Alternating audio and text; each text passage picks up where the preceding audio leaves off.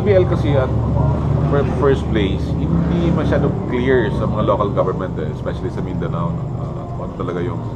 Although, ang aking direction naman doon is more economic. Kasi syempre, yun naman talaga importante doon yun sa economic. Although, mixed emotion ako dyan. Ako against ako more sa firearms. Paano pag-handle ng firearms. When it comes to economics, I will fully support that when it comes to BBL.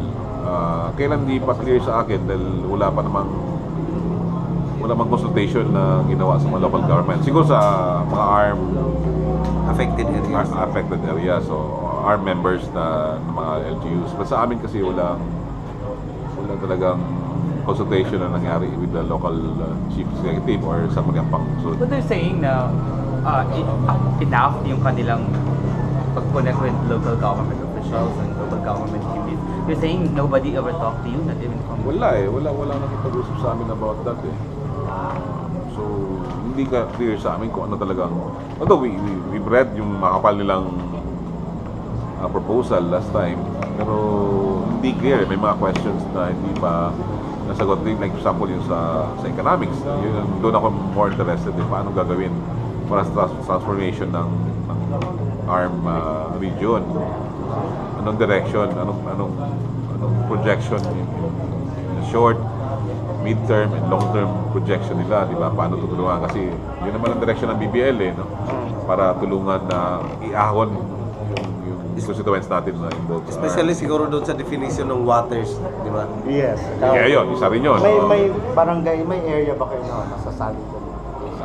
May mga areas ba kayo na masasali doon sa Hindi, wala kami. Yung ano lang yung definition lang ng Bangsamoro Waters kasi fishing, halimbawa sila dito may mga pupunta ng Palimbang halimbawa. Gano'n.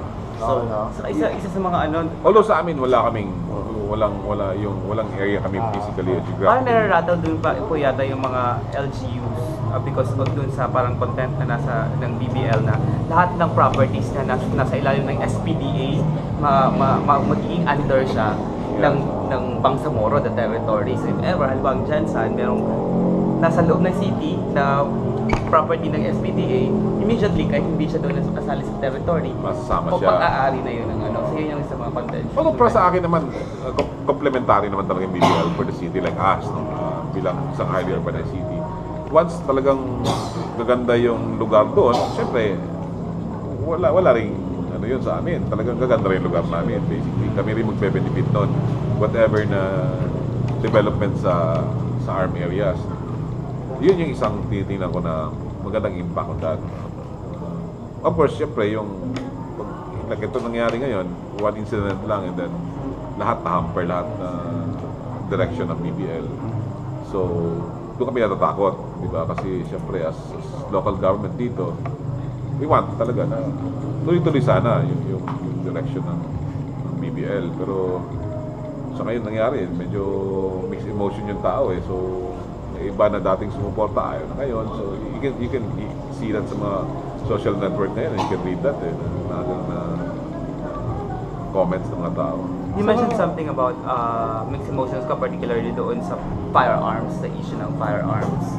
Yeah, doon ako hindi clear kung ano ba talaga ang role ng national government sa firearms. Kasi syempre alam natin, it all started sa armed revolution, di ba? So, yun dapat ang makontrol dahil kasi ngayon, di ba, dapat papasok tayo sa more on development, more on economic development for the region, for the armed region. Yung firearms ba, ano ba talaga ang kukontrol ng national government o meron silang sariling armed forces na walang say yung national government? So, mahirap yun. It could be, pag may nangyari, it could be worse than the situation ngayon. Parang doon lang ako medyo gusto ko ng more clarification. Okay.